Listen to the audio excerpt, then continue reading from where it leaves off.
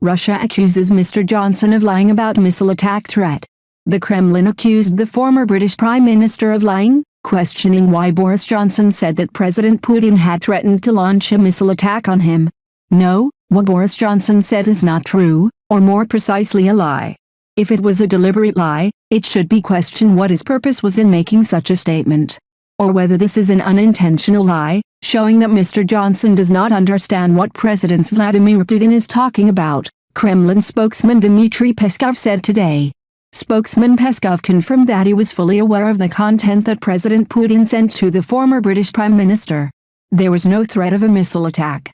President Putin talked about the challenges to Russia's security, emphasizing that the U.S. could place missiles near Russia's borders if Ukraine joins NATO and they can fly to Moscow in just a few minutes, he added.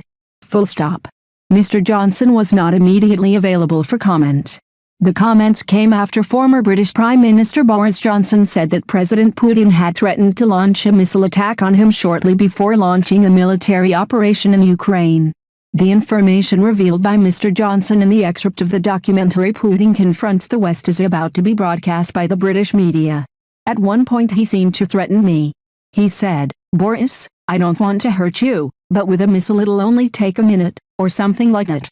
He seems to be just pretending to accept my attempts to persuade him to negotiate, the former British Prime Minister said, adding that the Russian president's tone was very relaxed.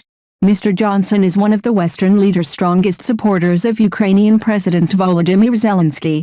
However, the former British Prime Minister said that before the hostilities broke out, he made great efforts to tell President Putin that it was unlikely that Ukraine would join NATO anytime soon, and warned that any attack by Moscow would also cause NATO to fail. Increased presence on the Russian border.